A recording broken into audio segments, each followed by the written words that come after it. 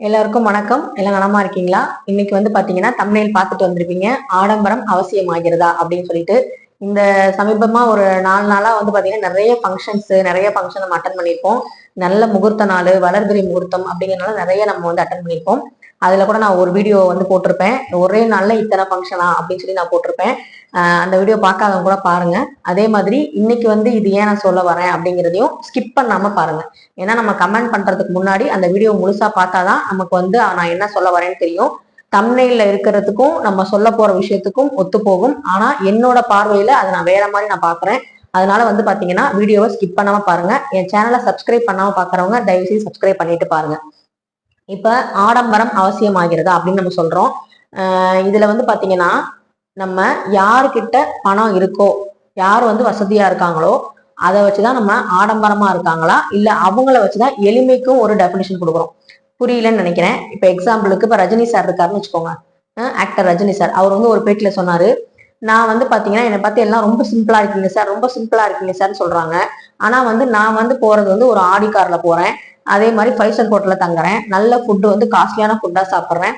நான் இருக்கிறது போயஸ் கார்டன்ல இருக்கேன். என்னைய பார்த்து எல்லாம் வந்து சிம்பிளா இருக்கேன் சிம்பிளா இருக்கேன்னு சொல்றாங்க அப்படின்னு சொல்லி ஒரு பேட்டியில சொல்லியிருந்தாரு.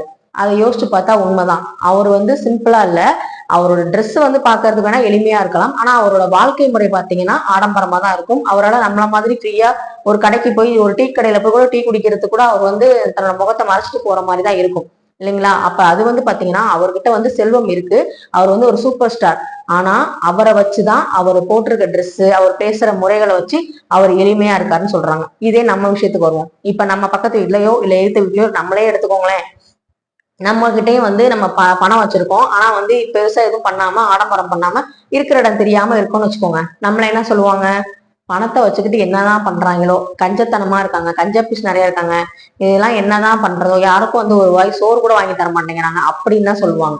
சோ ரெண்டுக்கும் வந்து வித்தியாசம் இருக்கு. அப்ப இந்த எளிமை ஆடம்பரம் இதுவே வந்து எதை பிரிக்குதுன்னா, யாருக்கிட்ட பணம் இருக்கோ அந்த பணத்தை வச்சுதான் நம்ம வந்து எளிமையா இருக்குமா ஆடம்பரமா இருக்குமா அப்படிதான் சொல்றாங்க. ஆனா பணமே இல்லாதவங்க எளிமையான வாழ்க்கையை வாழ்றவங்களை என்ன சொல்லுவாங்கன்னா ஏழைன்னு தான் சொல்லுவாங்க, எளிமைன்னு சொல்ல மாட்டாங்க. பணம் வச்சுக்கிட்டு நம்ம வந்து மிடில் கிளாஸ் ஃபேமிலியா இருக்கவங்க என்ன பண்ணுவாங்க, கஞ்ச பிசினாரின்னு சொல்லுவாங்க. இது மாதிரி அந்த பணத்தை வச்சு அதே ரோல்ல இருக்க நம்ம ஒவ்வொருத்தருக்குமே ஒவ்வொரு கேரக்டருக்குமே ஒவ்வொரு பேர் சொல்றாங்க. எளிமைங்கிறாங்க, இல்லைன்னா ஏழைங்கிறாங்க, இல்லைன்னா கஞ்ச பிசினாரின்னு சொல்றாங்க. இப்போ உங்களுக்கு புரிஞ்சிருக்கும்னு நினைக்கிறேன். இந்த ஆடம்பரம் இப்ப வந்து ஏன் அவசியம் ஆகிறதான்னு நான் கேட்கறேன்னா கண்டிப்பா அவசியம் தான் நான் சொல்லுவேன். ஏன்னா இந்த சமயத்துல இப்ப நான் வந்து என்கிட்ட வந்து ஆடம்பரத்துக்கும் அனாவசியத்துக்கும் நீங்க வித்தியாசம் புரிஞ்சுக்கணும். என்கிட்ட வந்து ஒரு 5 லட்சம் இருக்குன்னு வச்சுக்கோங்க. அதுல நான் 2 லட்சம் செலவு பண்றேன் என் குழந்தைங்களுக்காகவோ என் குடும்பத்துக்காகவோ ஒரு ஃபங்க்ஷனுக்காக நான் செலவு பண்றேன்னா மீதி 3 லட்சம் எனக்கு சேவிங்ஸ்ல இருக்குங்கிற பட்சத்துல இன்னும் நான் சம்பாதிப்பேன் அப்படிங்கிற பட்சத்துல அது வந்து ஆடம்பரம் கிடையாது. ஆனா என்கிட்ட வந்து 10,000 தான் இருக்கு. ஆனா நான் 5 லட்சத்துக்கு செலவு பண்ணுவேன், கடன் வாங்கியாவது செலவு பண்ணுவேன்னு சொல்றோம்ல, அதுதான் வந்து ஆடம்பரம். இப்ப நம்ம அம்பானி வீட்டு கல்யாணமும் டாடா ரட்டன் அவர் இருக்காங்க, டாடா ரட்டன் அவங்களையும் வந்து நம்ம கம்பேர் பண்ணுவோம். அவங்கள பண்ணும்போது என்ன பண்ணுவோம், இவர் வந்து இவ்வளவு கிராண்டா பண்றாரு, இவங்களுக்கு செலிபிரிட்டிஸ்க்கு இவ்வளவு இது பண்றாங்க, செலிபிரிட்டிஸ் போய் அவங்க வீட்டுல வேலை செய்யறாங்க அம்பானி வீட்டுல அப்படின்னு சொல்லுவாங்க. இவர் வந்து இவர் வீட்டுல ஒரு ஃபங்க்ஷன் நடந்தப்ப அதை ரெண்டையும் கம்பேர் பண்ணாங்க. சோசியல் மீடியால நிறைய வந்து வைரல் ஆச்சு. அப்ப வந்து ரத்தன் டாட்டா வந்து பெரிய ஆளு, அவர் ஆனா எளிமையா இருக்காருன்னு அந்த எளிமையை வந்து போட்டுறோம். இவர் வந்து அம்பானி சார் வந்து பாத்தீங்கன்னா அவர் வந்து பணக்காரரு, ஆடம்பரமா செலவு பண்றான்னு சொல்றோம். அப்ப 2 பேருமே பணக்காரங்க தான். ஆனா பணக்காரங்களுக்குள்ளதான் அந்த கம்பேரிட்டிவே நடக்குது. இதே நம்ம ஏழ்மையா இருந்தாலோ இல்ல எளிமையா இருந்தாலோ இல்ல பணக்காரங்களா இருந்தாலும் நம்மளை பத்தி யாரும் டெபினிஷன் சொல்ல போறது கிடையாது. நம்ம சொந்த பந்தங்கள் யாருமே வந்து நம்ம புகழ போறதும் கிடையாது. அப்ப நம்ம வீட்டு சந்தோஷத்துக்கு நமக்கு எது தேவை, எது வந்து அவசியம், எது அனாவசியம். இப்ப நான் வந்து ஒரு 2 ஃபங்க்ஷனுக்கு போயிருந்தேன். அந்த வீடியோ வந்து நான் போட்டிருக்கேன், அதை தொடர்ந்து பாருங்க. இப்ப வந்து நம்ம வந்து வீடியோக்குள்ள போயிடலாம். இப்ப உங்களுக்கு தெளிவா புரிஞ்சிருக்கும் நான் என்ன சொல்ல வரேன்னு. ஆடம்பரம் அவசியமா அனாவசியமாங்கிறத நான் தொடர்ந்து வந்து பாருங்க. தொடர்ந்து வீடியோல சொல்லியிருக்கேன், அந்த ஃபங்க்ஷனை நான் காட்டிருக்கேன், ஸ்கிப் பண்ணாம பாருங்க. தயவு செய்து சப்ஸ்கிரைப் பண்ணாதவங்க சப்ஸ்கிரைப் பண்ணிட்டு பாருங்க. இப்ப வாங்க வீடியோக்குள்ள போலாம். முழுமுதற் கடவுளான கணபதியை வந்து அந்த மண்டபத்தில் வச்சிருந்தாங்க. அவரை பார்த்துட்டு நம்ம பார்க்காம போக முடியாதுங்கிறனால அவரை வந்து நான் ஒரு வீடியோ எடுத்தேன். இன்னைக்கு கூட ஷார்ட்ஸ்ல மார்னிங் அவரை தான் போட்டிருப்பேன். ரொம்ப அழகா இருந்தாரு. கல்யாண விநாயகர், இவரை நல்லபடியா வேண்டிக்கோங்க. கல்யாணம் பிள்ளைங்களுக்காக கல்யாணத்துக்காக வேண்டிக்கிட்டு இருக்கவங்களுக்கு நல்லபடியா இந்த வருஷம் கல்யாணம் நடக்கணும். இதுதான் வந்து அந்த மண்டபம். ரொம்ப பெரிய மண்டபம், ஏசி ஹாலு, ரொம்ப சூப்பரா இருந்துச்சு. ஆனா இதை வந்து நம்ம பார்க்கும்போது என்ன சொல்லுவோம், நம்ம வந்து இந்த கல்யாணத்துக்குலாம் வந்து இவ்வளவு செலவு தேவையா, இவ்வளவு பண்றோமா அப்படின்னு. ஆனா இந்த ஃபேமிலி வந்து பாத்தீங்கன்னா 2 பேருமே டாக்டர் ஃபேமிலி. இதுல வந்து இன்னொரு விஷயம் முக்கியமா தெரிஞ்சுக்கோங்க. இந்த மாதிரி பெரிய இடத்துக்கு நம்ம விசேஷத்துக்கு போகும்போது நம்ம சில தயக்கங்கள் நமக்கு இருக்கும். நம்ம கிட்ட நகை இல்லையே, நம்ம கிட்ட பணம் இல்லையே, நம்ம மதிப்பாங்களா அப்படிங்கிற மாதிரி தோணும். எனக்கும் அப்படி தோணி இருக்கு, இன்னமும் சில விஷயங்கள்ல தோணும். ஆனா நானுமே இதுக்கு போறதுக்கு தயங்கினேன். ஆனா போனதுக்கு அப்புறம் எனக்கு அங்க போனே ஒரு ஸ்பார்க் அடிச்சுது. இந்த மாதிரி வந்து ஆடம்பரமா கல்யாணம் பண்றாங்கன்னா அவங்கள்ட்ட முக்கியமா இருந்தது அந்த படிப்பு. இந்த மாதிரி நிறைய டாக்டர்ஸ் வராங்க, அந்த ஃபங்க்ஷனுக்கு வந்து நிறைய பெரிய பெரிய ஆளுங்கலாம் வந்திருந்தாங்க. அதுக்கு முக்கிய காரணம் அந்த படிப்பு. அவங்க படிச்ச அந்த மருத்துவ கல்வி தான் வந்து அவங்கள்ட்ட ஒரு நிறைய கான்டாக்ட் கிரியேட் பண்ணிருக்கு. நிறைய பேர் வந்து வந்திருக்காங்க, நிறைய வந்து ரிலேஷனை தாண்டி அவங்கள பழகினவங்க நிறைய பேர் வந்திருந்தாங்க. அப்ப ஒரு படிப்பு வந்து நம்ம வந்து குடும்பத்தோட கிரேடை வந்து எந்த அளவுக்கு உயர்த்தும்னு பாருங்க. இந்த மாதிரி அந்த ஃபேமிலி, ஹோல் ஃபேமிலி, 2 ஃபேமிலியுமே வந்து பாத்தீங்கன்னா டாக்டர்ஸ் அப்படிங்கும் போது அவங்க வந்து நிறைய சம்பாதிப்பாங்க, இல்ல வந்து இப்ப சம்பாதிக்க ஸ்டார்ட் பண்ணிருப்பாங்க, ஏற்கனவே வந்து அவங்க சம்பாரிச்சுக்கிட்டு இருந்திருப்பாங்க. இது அவங்க வீட்டில் நடக்க போற முதல் கல்யாணம் வேற. அப்ப அவங்களுக்கு எவ்வளவு கான்டாக்ட்ஸ் இருக்கும், எவ்வளவு வந்து ஆசைகள் இருக்கும், நம்ம பிள்ளைக்கு வந்து நல்லபடியா கல்யாணம் பண்ணணும் அப்படிங்கிறது. அப்ப இதை பார்க்கும்போது எனக்கு ஆடம்பரமா தெரியல, இது வந்து அவங்களுக்கு அவசியமா எனக்கு தோணுச்சு. ஏன் அப்படின்னா அவங்க நல்லா படிச்சு அந்த அவங்க கல்யாணம் கூட இவ்வளவு கிராண்டா நடந்திருக்காது அந்த சமயத்துல. ஆனா வந்து அவங்க பிள்ளைங்களுக்கு இவ்வளவு பண்றாங்கன்னா அதுக்கு காரணம் அவங்க ஃபேமிலியில ஃபுல்லா எல்லாம் படிச்சிருக்காங்க, நல்ல வேலையில இருக்காங்க. அதனால வந்து அவங்க செலவு பண்றாங்க. இதை வந்து கண்டிப்பா அவங்க கடன் வாங்கி செஞ்சிருக்க மாட்டாங்க. சோ இது மாதிரி வந்து நம்ம அந்த கல்யாண வீட்டுக்கு போகும்போது நமக்கு தோணும், அடுத்தது நம்ம பிள்ளைகளுக்கு இது மாதிரி பண்ணணும், அதுக்கு நம்ம சம்பாதிக்கணும். அப்ப நமக்குள்ள என்ன ஆசை வரும், பணத்தை சேமிக்கணுங்கிற ஆசை வரும். இது மாதிரி வந்து ஃபங்க்ஷனுக்கு போகும்போது நம்மளை விட நல்லா நகை போட்டு வராங்க, நல்லபடியா வந்து கிராண்டா வந்திருக்காங்கன்னா அடுத்த தடவை நம்மளும் இவங்கள மாதிரி நம்ம நல்லபடியா போகணும் அப்படிங்கிற மாதிரி ஒரு எண்ணம் வரணும். அவங்கள பார்த்து பொறாமப்படணும்னு சொல்லல, நம்மளும் வந்து அடுத்த தடவை போகணும். நம்ம போய் நல்லா என்ஜாய் பண்ணோம், நல்லா சாப்பிட்டோம், அந்த ஊஞ்சல்லாம் வச்சிருந்தாங்க அதெல்லாம் போய் நாங்க வந்து போட்டோ எடுத்துக்கிட்டோம், எங்களுக்கு ரொம்ப பிடிச்சிச்சு. ஏன்னா நம்மளால அந்த மர ஊஞ்சல்லாம் வீட்டுல வாங்குறதுக்கு வசதி கிடையாது.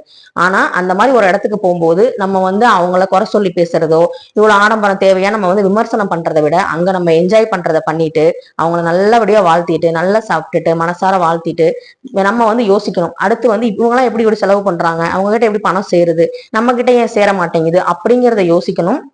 அதே மாதிரி அந்த ஸ்டேஜ்ல வச்சு நான் வந்து இன்னொரு விஷயமும் சொன்னேன் எங்க வீட்டுக்கார்ட்ட, அடுத்த தடவை நம்ம வாங்கினது தங்க நகை சீட்டு முடிஞ்சா மாட்டல் வாங்கணுங்க தோட்டுக்கு அப்படின்னு சொல்லியிருந்தேன். ஏன்னா அங்க நிறைய பேர் வந்து தோட்டு கூட மாட்டல் போட்டிருந்தாங்க, மாட்டல் மாதிரி போட்டிருப்பாங்க இல்லையா, தோடு தொங்காம இருக்கிறதுக்காக அது மாதிரி போட்டிருந்தாங்க. இப்ப எனக்கு அந்த இடத்துக்கு போனா அந்த ஒரு ஆசை வந்துச்சு. அப்ப அதை நான் வாங்குறதுக்கு என்ன பண்ணுவேன், அதுக்கான வேலைகளை நாங்க செய்ய ஆரம்பிப்போம். அடுத்த வருஷம் வந்து வெட்டிங் டேக்கோ இல்ல வந்து பிறந்த நாளுக்கோ வந்து இந்த மாட்டல் வந்து நம்ம வாங்கணும் நகை சீட்டு முடிஞ்ச உடனே அப்படின்னு சொல்லி நம்ம பிளான் பண்ணணும். சோ இந்த மாதிரி வந்து நம்ம பணம் வந்து யார்கிட்ட சேரணும், பணம் இருக்கவங்கள்ட்ட தான் சேரும், பணத்தை மேல ஆசைப்படுறவங்கள்ட்ட தான் சேரும். இது வந்து பாத்தீங்கன்னா அடுத்த ஃபங்க்ஷன் இங்கேயும் வந்து சண்டை மேளம் வச்சு ஒரு ட்ரெடிஷ்னலா ஒரு கல்யாணம் தான். நாங்க போனது ரிசப்ஷனு, அடுத்த நாள் அவங்க கல்யாணம். இது வந்து பாத்தீங்கன்னா அடுத்த நாள் கல்யாணத்துக்கு இன்னொரு கல்யாணத்துக்கு போயிருந்தோம்.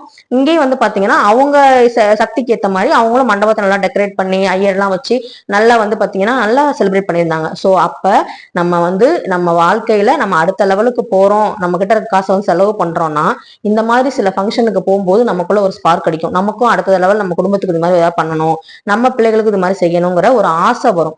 அந்த ஆசை வந்து நமக்கு இன்னும் வந்து நல்லபடியா முன்னேறணுங்கிற எண்ணத்தை தூண்டும், நம்ம நல்லபடியா வந்து செலவு செய்யணும் அப்படிங்கிறது நமக்கு தோணும். இதெல்லாம் வந்து நடக்கணும்னா கண்டிப்பா நமக்கு அந்த பொறாமைங்கிறது இல்லாம அந்த போட்டி வேணும், அந்த வைராக்கியம் வேணும். ஏற்கனவே நம்ம ஆல்ரெடி வைராக்கியங்கிறது போட்டிருப்போம், வளையல் வாங்கினது பத்தி அந்த வீடியோ கூட நான் போட்டிருக்கேன், டிஸ்கிரிப்ஷன்ல தரேன் பாருங்க.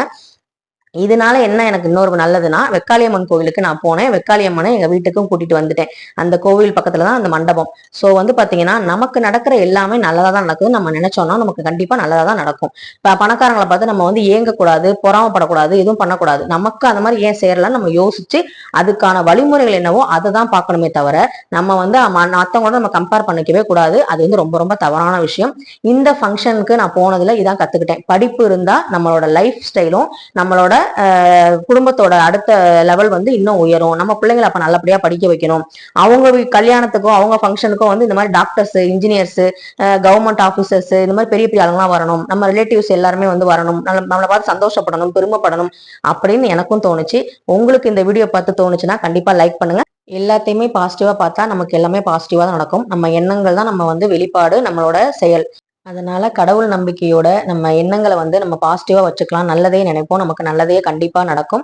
நம்மளும் வந்து ஒரு நாளைக்கு இது மாதிரி நம்ம வந்து கிராண்டா வந்து செலிப்ரேட் பண்ணுவோம். இந்த செலிப்ரேஷன்னால எத்தனை பேர் பயனடைறாங்கிறதையும் பாருங்க.